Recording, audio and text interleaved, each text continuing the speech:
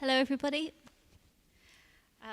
I'm Sam Woods. I'm the Curator of Exhibitions and Commissions here at the Fruitmarket, and I'm just here to welcome Farah Saleh and Claricia Parinussa.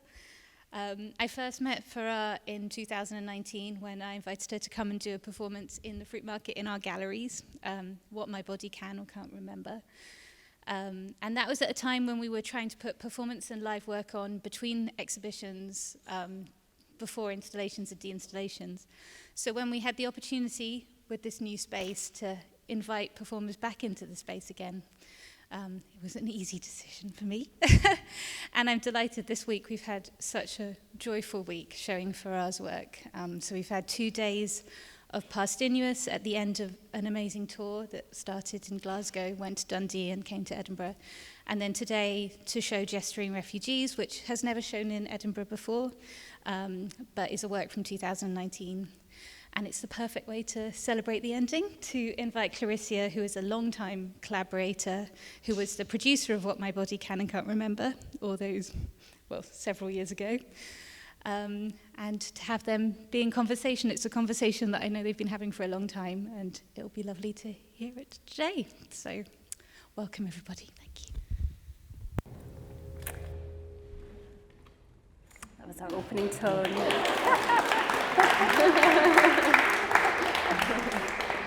Yeah, first of all, hi. This echo is nice. It's dramatic. Okay, great. It's Friday night. It's okay.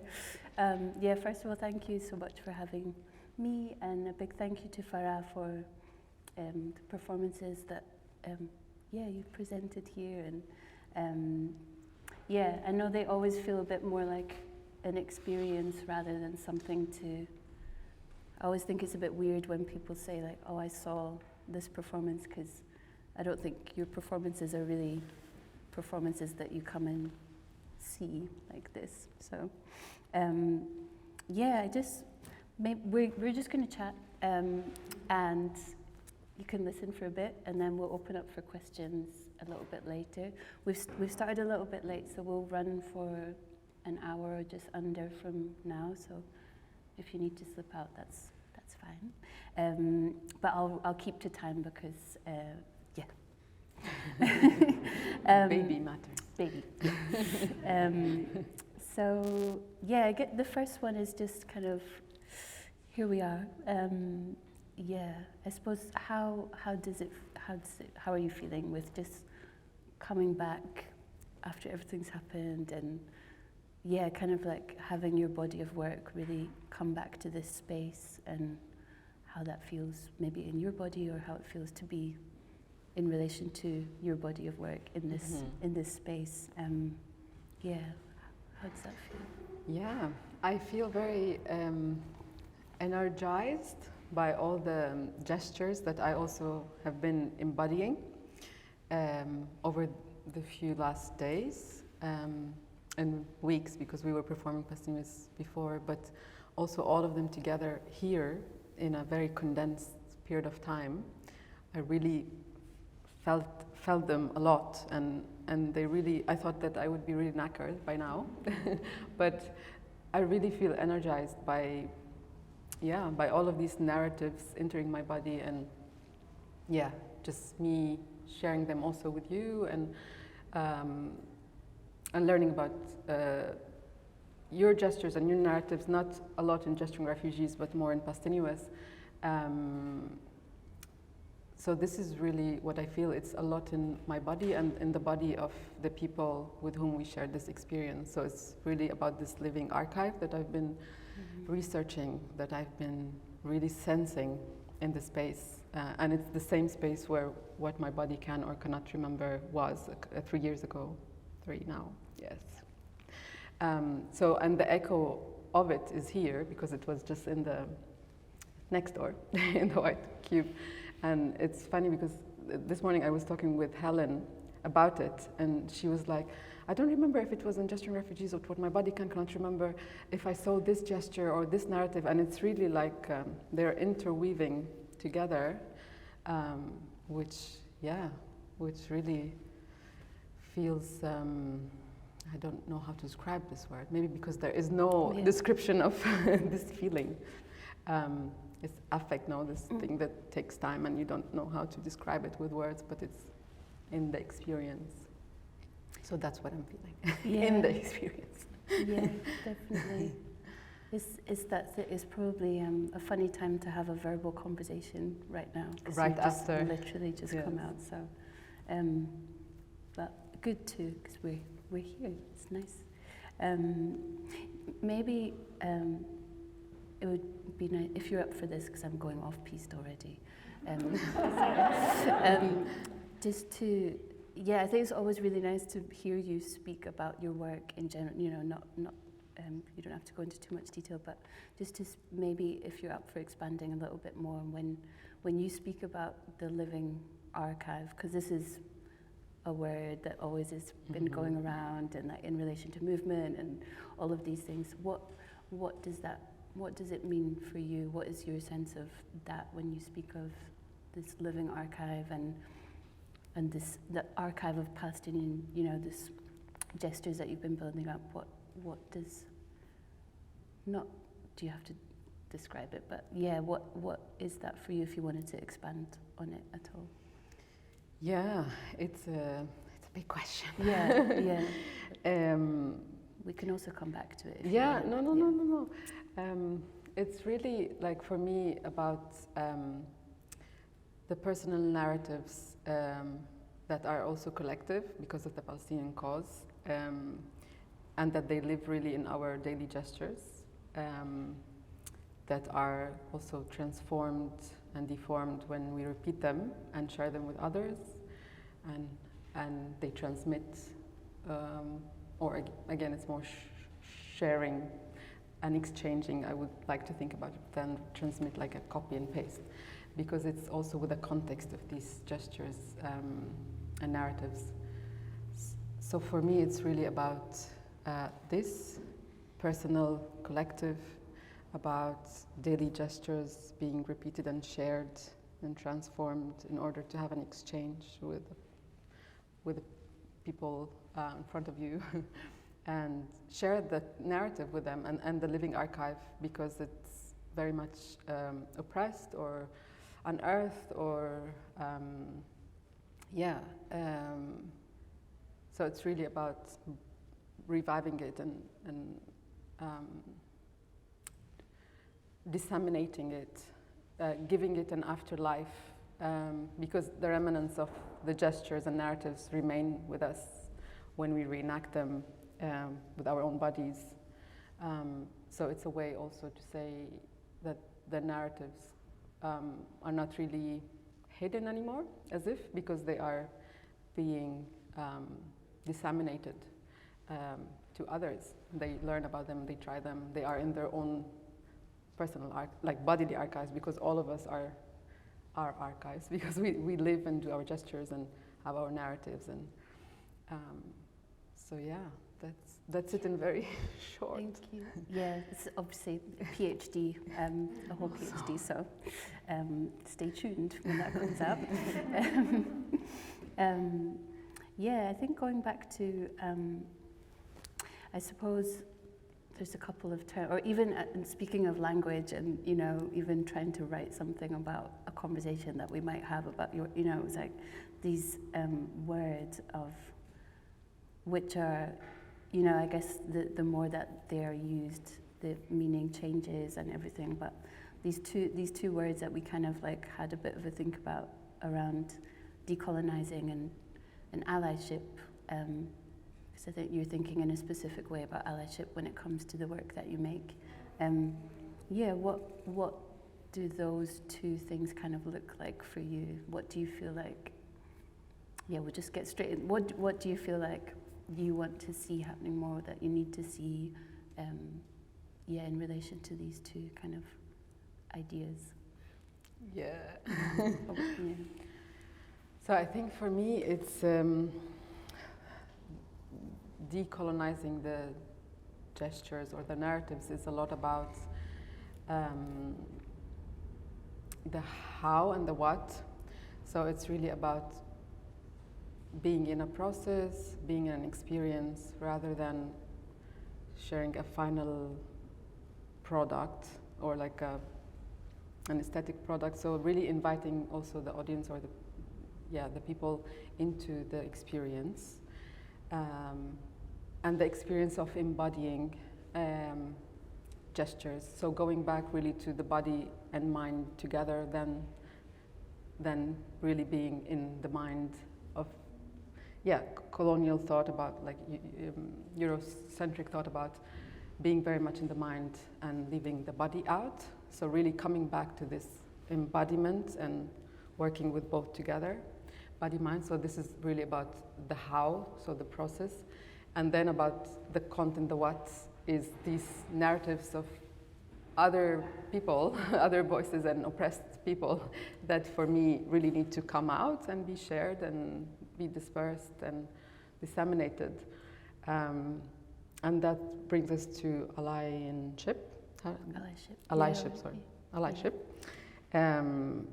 Both, I think, with a process when it's an invitation to embodiment in general, to forget all that we are all in our heads, but to come back also to our home, our body, our archive, and also to these alternative narratives. All of us, like from our families, from our archives, from stories that we heard of, to learn about other people's narratives. So it's really,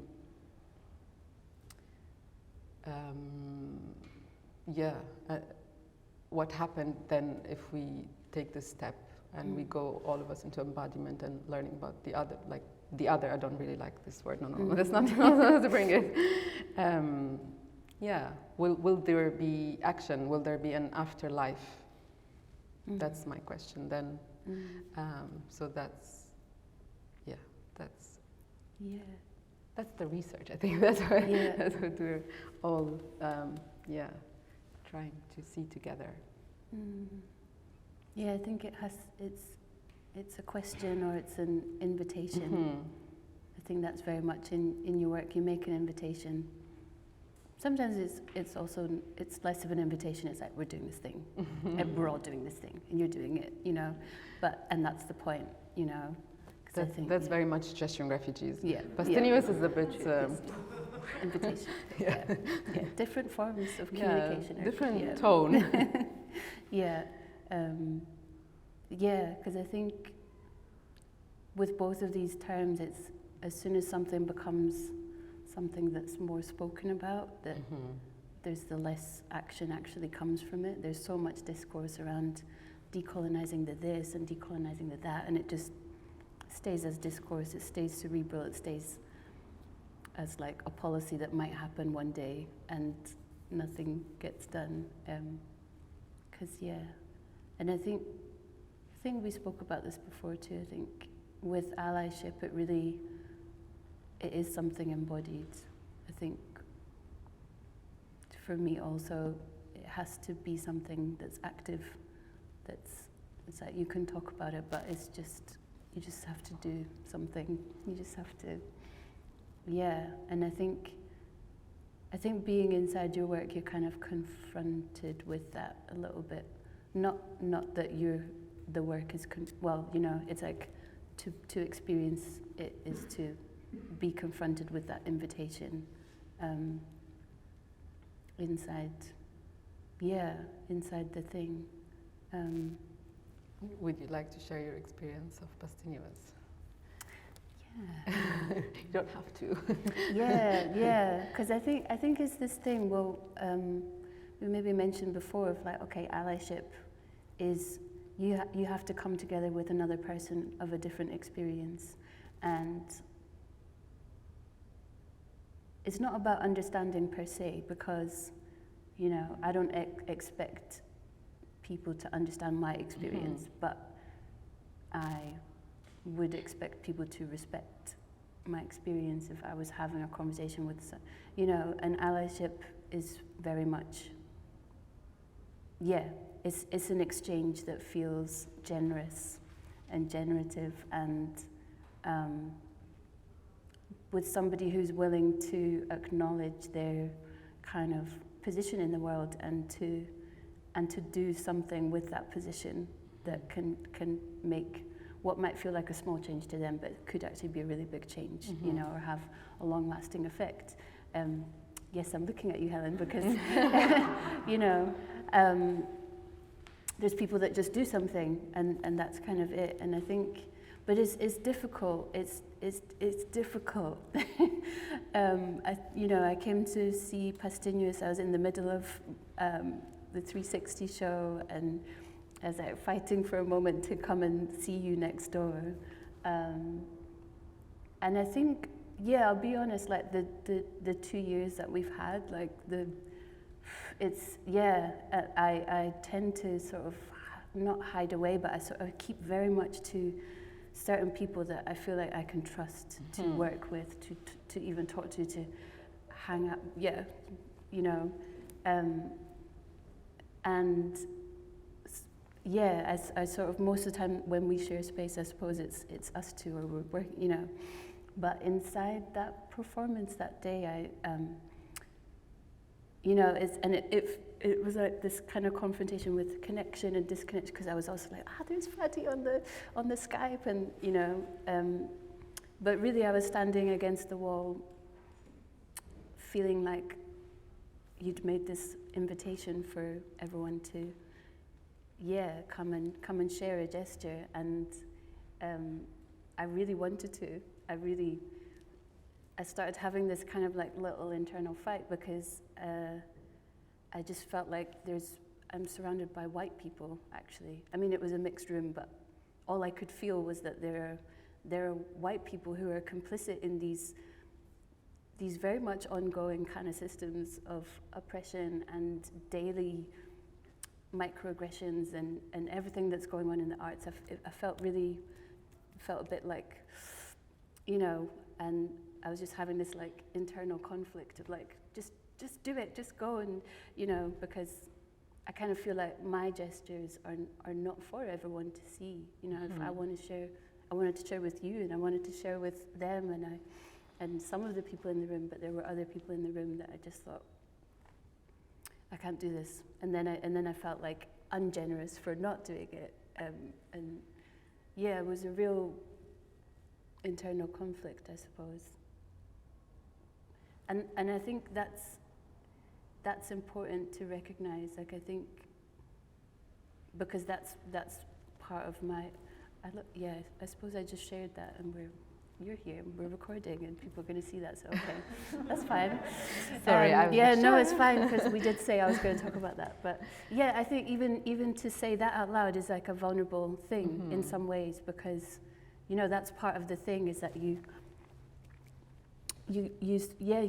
have to protect yourself. Or I spend so much of my working life like protecting, or, you know, trying to put things in place to stop harm happening, and I guess, that's just my mindset now, or like, you know, so it's important to be brought back into that invitation of like, because I think it's an ongoing thing. I think, you know, building allyship, exchanging with other people is always an ongoing thing.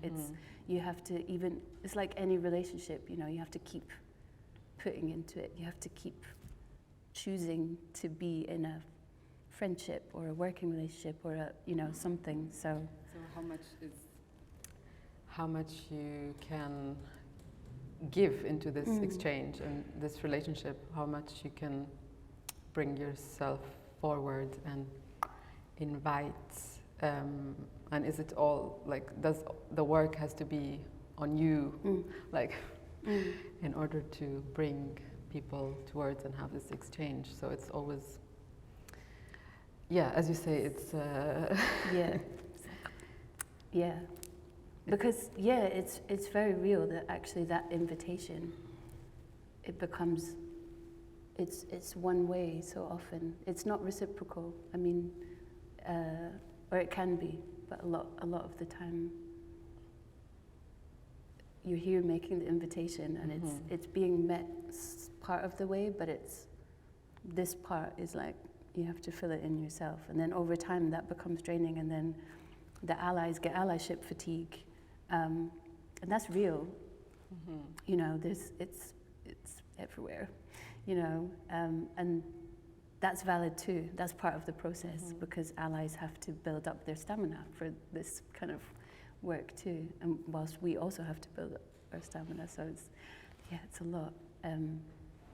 But I think what was lovely, like going back to that performance, it felt, I don't know, there was a real potency in the room somehow, of like something was happening. Like I could feel, or maybe I was projecting, but I could feel other people's that thing of like, oh, I'm gonna say something. Okay, like, oh. So I think I felt like a little bit part of their process too. In you can't help but feel how somebody else must be feeling when they're sharing something from their archive, or being the first one to step up after you've made the invitation. So that was really beautiful.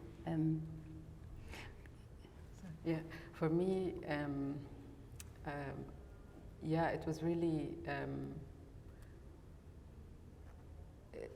I had an interesting conversation with a collaborator who said that for them it was they shared a gesture about a person who's not with us anymore, and it allowed them to somehow have the presence of this person, because we all tried the gesture then in the room, even if they're not here anymore, and it resonates a little bit for me with Hassan this evening.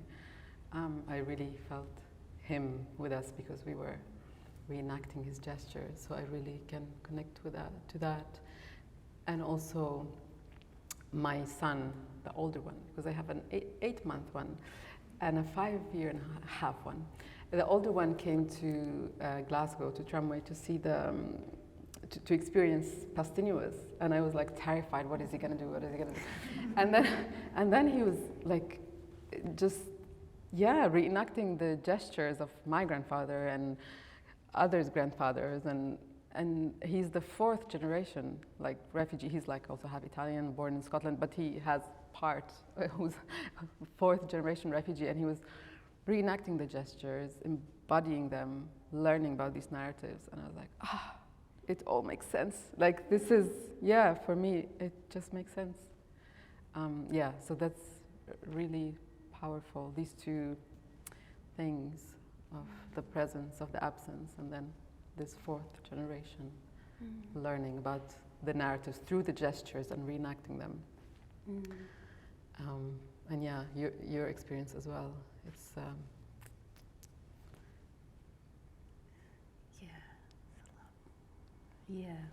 I was just thinking something about closing the loop. It's not closing the loop, where Emile, like that's just so lovely that he's, because I think also when young ones, actually before we really talk much, that's how we're learning, just absorbing, I used to love like working with like young ones, like it's doing these like movement sessions, and a lot. They're sometimes the parents, I think, because it's like dance based and it was this imposing like studio, and they're like, oh, my child's not joining in, and I'd be like, it's fine. It's like, and then the next week they might come back and say, that thing, the turning around thing, they were doing it in the kitchen, and I just didn't think that they were paying attention at all, but they were, so it's, I think there's so much that does happen on that level, which is lovely to see. They talk and crawl and do everything before they talk. Yeah. So it's really pre-verbal, like all the gestures and movements, and they can learn to say things with the sign language now, and I see it with a very little one now, trying to copy movements. So yeah. Generation. Definitely. I guess. What is it that I suppose you hope, when people are maybe encountering your work, if you want to say a little bit about what you hope people might take away or reflect on, like in your... For me it's really this thing that this little conflict that you had in you. It's the remnants, I think. It's what remains in the body the body and mind, like what it makes you feel, experience, what you take. For gesturing refugees, it could even be the selfie that you took in front of the door. It can be, I don't know, the camel, whatever, like any,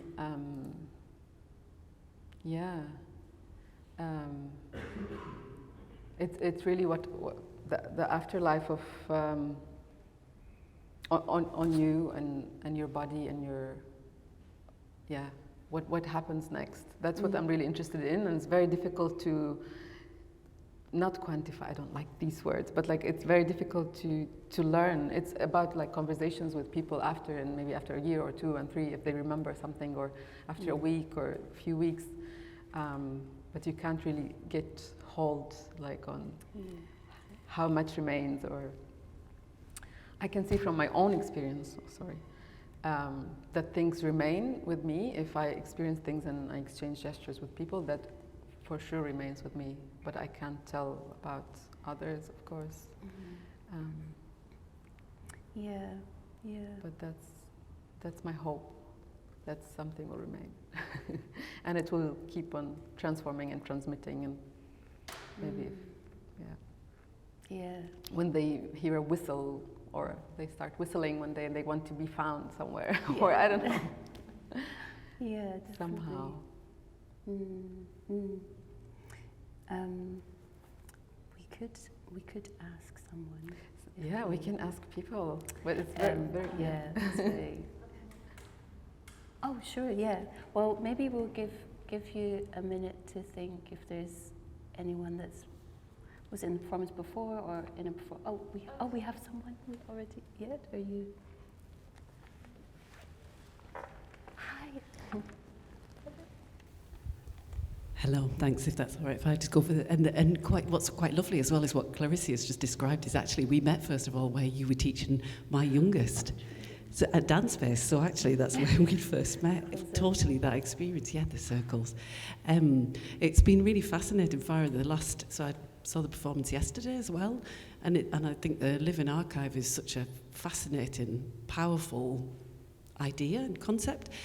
What it's making me think about as well is, and I'm wondering what you think about other types of work, because what occurs to me as well is, say, VR work that attempts to do, and so a specific piece, which I'm sure you'll probably be aware of, the Clouds Over Sidra, the Chris Milk piece, which was set in a refugee camp, and it's the idea there, which I think is quite problematic and actually has been challenged quite a lot, in terms of an idea of empathy that you get through, and I think what you've just talked about what remains after, because the criticism of like Chris Milk's work has been that it's almost like poverty porn, of sending somebody in who can then conveniently put a headset on, have this experience, and then they just take it off and they go, that was terrible, but now I'll put it over there.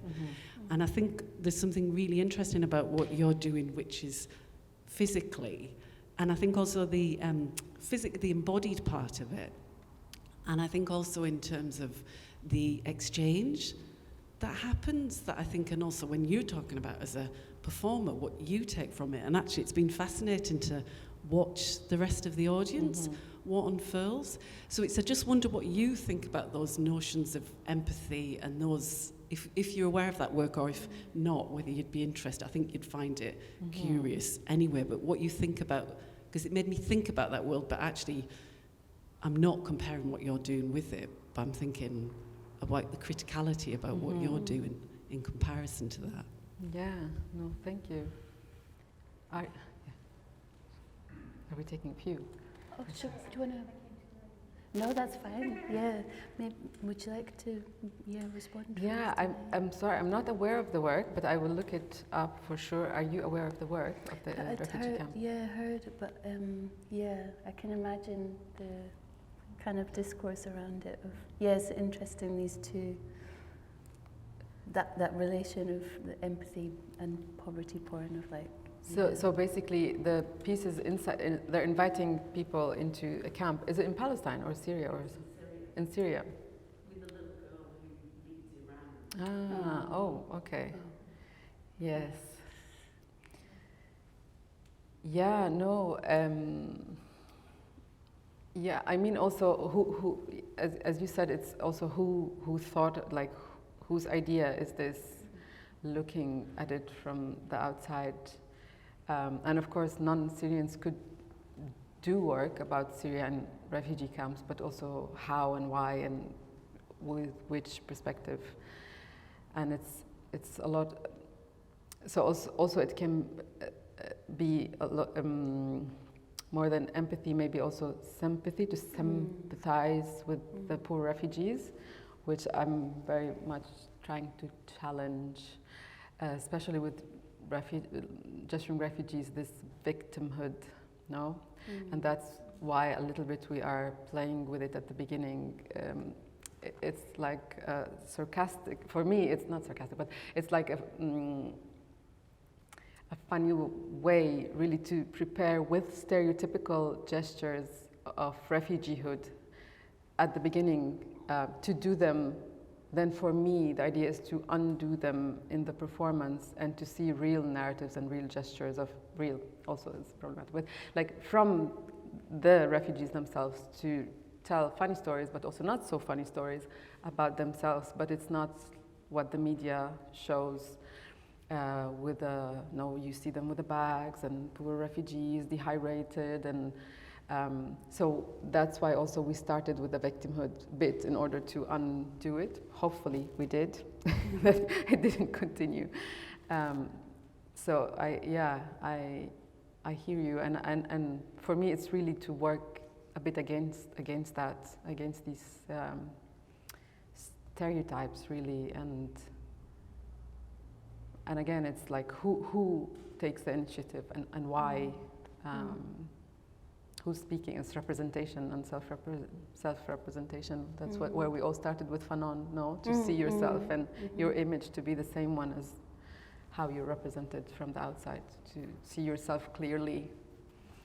And that's the first decolonial act, like decolonial gesture. Yeah. Yeah, I think it comes back to criticality, as you mentioned. I think where that's the discerning line between these kind of questions of, when something is maybe started off with the intention of creating a situation where empathy might be, but it's coming from a place of that's a bit not quite, and I think criticality is also something that's available to all of us in kind of experiencing these works or seeing these works, and that discernment coming of, I think that's something, again, inside your work that's really palpable, of knowing that you're inside a piece of work that's come from a very, I won't also use the word real, but it's but like lived experience, or like, I don't know how to, really lived embodied experience. Without it becoming victimry or victimizing yourself. Because you can do it to yourself inside your own work, which is, and that speaks to your criticality of, how you make the work and how you're choosing to start and how you're bringing people in and what people, because I think in coming back to allyship, that's the thing that, people do run into. It's kind of like, and maybe that's maybe more the people that would define themselves as allies or activists, and then they kind of like make work like this or say things like that, and it's actually doing the opposite. But I will like look it up though, because it's also quite a sort of extreme experience with this like VR, like a tour in the refugee camp. Yeah, because I think also like with gesturing refugees, or like you were making work through Skype for a lot longer than before Zoom was a thing. That was Skype or Messenger, like, even we did Skype and Facebook, Messenger. Yeah, and it was like that came out of a necessity Yeah. too, a different one, but yeah, I think. So, yeah, basically visas were denied because the dancers are from refugee background. So just like 1 week before the residency, even less, like 2 days before the residency started, the visas were denied, and then we said, okay, that was 2017, and then we decided to work anyway with Messenger at the time and Skype, and then in 2018, when we wanted to continue the work, it was a choice. We said, okay, it was imposed at the beginning, now it's a choice. Let's see how gestures can still, and narratives, transmit and be exchanged through this form. First within the group, like us, to learn about each other, and then share it with everyone else. And that was the research, which a lot continued with PAST-inuous as well, with a different form and shape and live. Yeah, that was the live version of it. Yeah, I think it was a funny moment because I think we're probably, maybe Zoom performances are already a thing of the past, but you know, Yeah. you're like, Now they are that was, COVID's finished. But it's something that's very true about the work and the point of it, which is, really nice to feel. There was someone else, right? Yeah. Hi, thank you so much. Maybe I'll take off the mask to be audible. So when you spoke about body and mind and decolonizing, but also your PhD, I was wondering, in which spaces is it possible to start decolonization from the body? Because that's what, as you said, is what we should all try to do. But looking at myself and my surrounding in a university, from which I try to switch when I come to your performances or your workshops, I feel that these spaces are so, I can't even describe, but so unbodily, that I wonder how that is a space that can be equally addressed. Like, could you imagine to bring your performances to such spaces, to university spaces, or can they can they best be experienced in spaces where people are already aware of the body being in the center? Yeah, I think, of course, the performances can go into the university. I think it's, Mbembe talks a lot about decolonizing knowledge and decolonizing the university, and he offers lots of possibilities of doing that, like decolonizing how you teach people out of the classroom, what you teach people. I think lots of people are proposing things. It's also on the universities to adapt these things and bring them into the universities. So it's a long process, I think, and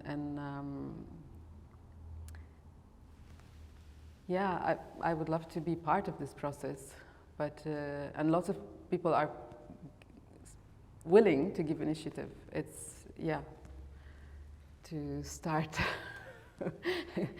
It's a long way, I feel, but I would love to be part of it. I think with the PhD, the hope is also to to be part, because now you in the theory you are producing, even though the word is not beautiful, like it's like to create new knowledge, about how the body can be decolonized and these narratives be embodied. So at least that way, even if it's like written and practiced as a PhD form, practice-based PhD, that contributes.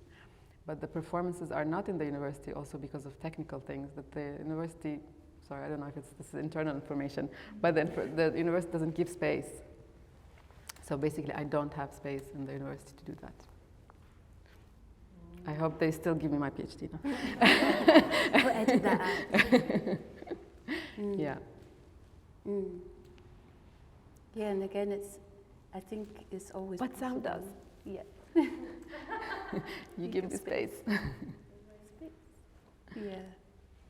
Because it's always possible I think it's only possible to decolonize beginning with your body. Like, how else do we do anything? It's like, and maybe that comes back to this question of praxis as well, of that we also were thinking about, of like, when we were writing the text, we were thinking about each word, and one of them was practice. And yeah, we were thinking like, okay, if we use it, will it be accessible? Because the idea is that people to come and like the talk and the conversation is accessible, and we talk together about it. And then we chose to keep it because it's very specific and there's a big discussion about it. What is it? It's again the process, it's political practice, it's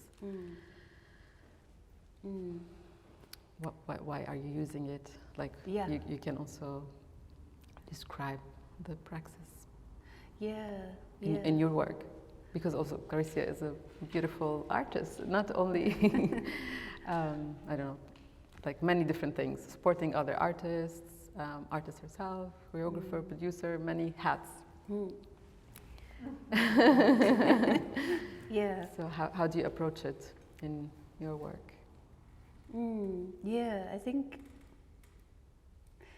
in a way I like to also, because I'm not in universities much. I don't. Yeah, I'm not in academia. So they don't feel like spaces, that I feel very peculiar in them, even though I do get asked to. Yeah, it's like a weird thing that when I got asked to like speak at, do a workshop here, like it just feels strange, because it's kind of like I consider myself to have a practice, and that I can't help being a thinking being that thinks stuff about stuff.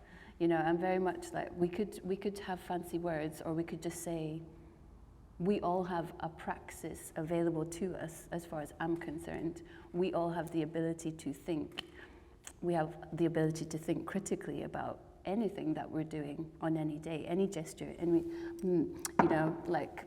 we have an ability to think critically about anything that we're doing, and anything that we're thinking is just hard work sometimes, or it puts you in that internal conflict that's not nice to be in. But I think in that way it's,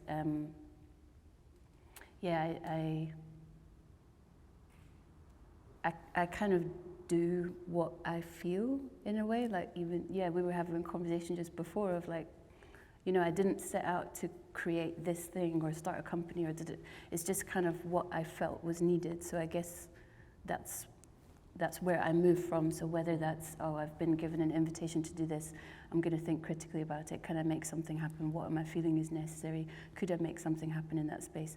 And then if I do something, then it's really intentional. And I think, I think that's. But I did start to recognize this kind of like circular thing that started happening, like through, I guess, because we met through the Dance Spaces Social Artist program, and it's like, this is a lot, we won't get into it, but I started to notice how me doing my practice in a studio became political, in the small sense of in the the tiny dance space community, because it became an issue that some of us got given this opportunity that people were, I don't know, thinking was one thing, and in actuality it was something else. But me just being in a studio doing what I do to try and make work, or figure out why I'm making work, or what I'm making, that became a thing that was noticed and commented upon, and then I had to deal with those things. And then the studio became my place to kind of metabolize those things, because I couldn't, and then your visibility grows, because people start to know, you're doing this thing at dance, and then I get a platform to start talking about things that I think about things where I never was invited to do so before. So I think that's been a really interesting, cycle to notice, and maybe that's what my praxis would be. But I always feel like with terminology I probably understand it wrong, so even I'm probably self-defining wrong. It's like, praxis is not that at all, but language anyway, when you speak multiple languages, it's kind of like sure, it's a word, just, meaning changes anyway, so yeah, but I think that's how I think. And that's something that I feel like I really value from any time that we exchange, whether any conversation we're having under any number of hats, or, there's always I think that's something that I feel like we have always a really rich conversation because you work in this way as well. It's very much like literally interdisciplinary, not like saying it is, but it just is.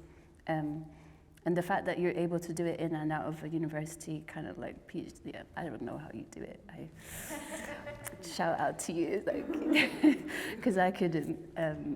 Yeah, so yeah. Yeah, I should probably. Has anyone else got a question? I'm just watching time fast. I just wanted to ask about the about the archival quality of your work and the archive of gestures. And I wanted to ask if you ever feel like a conflict between preserving and keeping the gestures safe and then also having them open to everyone to interpret how they want. And I just wanted to know how you, or if you, not control it, but the awareness of it.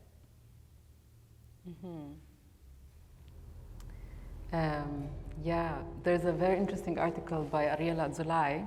She's an Israeli artist, a designer, Israeli artist who works with archives a lot. And she starts the article talking about how archive is really about preserving, but also about transforming. Because each time you open it, she works a lot with photos, but also documents. So each time you open it and even look at the photo and read it differently, you're already like transforming what it's about, and then you write about it and the knowledge transforms, but it's also about preserving that narrative and what happened to that photo. So it always has these two faces of a coin somehow. And she doesn't talk about it as something nostalgic. And for me as well, and even, I always say, even if it is, it's a nostalgia that is prospective, not retroactive. How is it?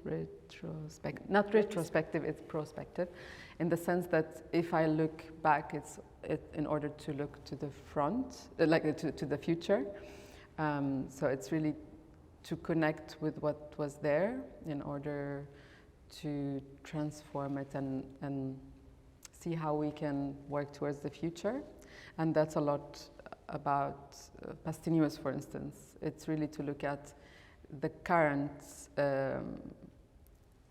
refugee status, like Palestinian refugee cause, but also connected to the global cause, because there are refugees everywhere. And yeah, it keeps happening. What do we do in the diaspora? Is there a collectivity? Is there not? So it's really to question all of that. How do we, talk about refugees going back to Palestine, if there's going to be so it's really, we go back to these gestures of our grandparents, not to cry about what happened in 1948 and the destruction of, the occupation of Palestine, but to see what could come next from us meeting together, talking about it, embodying these gestures, sharing them with you, what happens from this encounter and this exchange. So I would really say it's the same, it's very similar to what Ariela talks about. It's really two coins, but I'm very much into connecting time also, past, present, and future.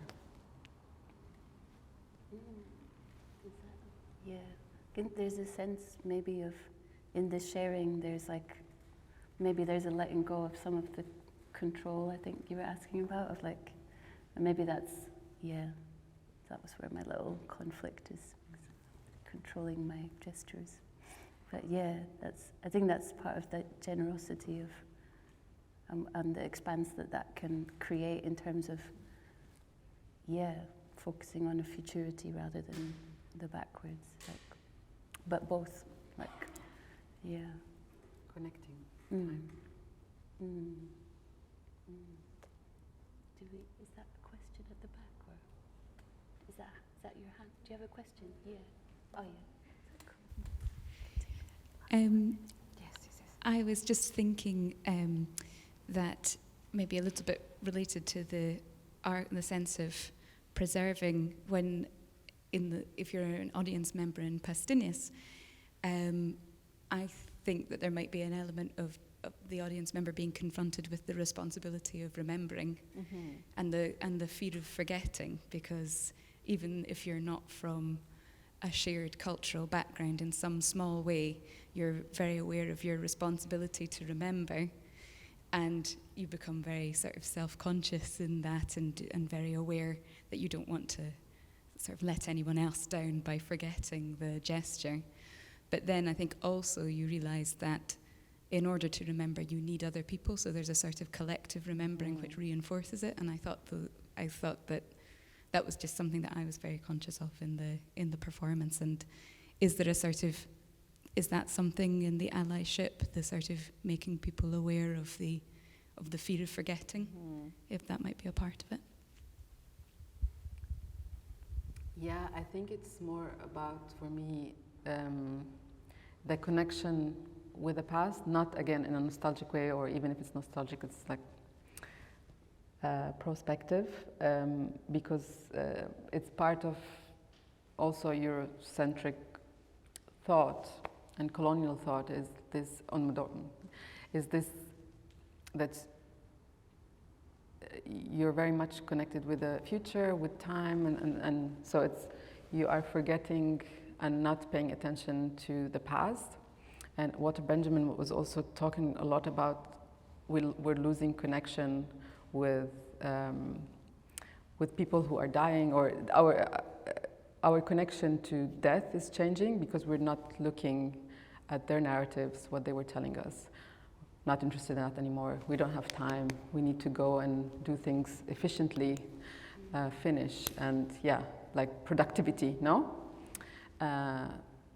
So that would be also, for me, an invitation for everyone to reconnect, really connect the time, the past, present, and future, and really de-link from that thought about only this, rushing to this future to be efficient, productive.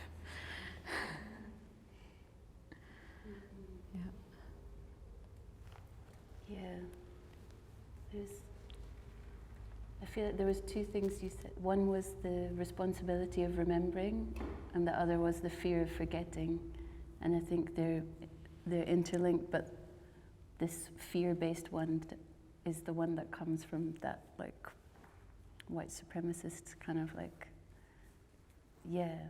fear is a fear-based thing of like needing to amass, and the responsibility of remembering is like, that feels like a much more, we can do this, you know?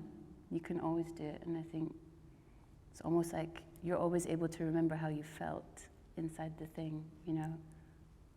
And I think that's something that is your personal way of like being able to remember what happened inside the performance, or, you know, which I think is a really beautiful kind of thing to take away, I guess.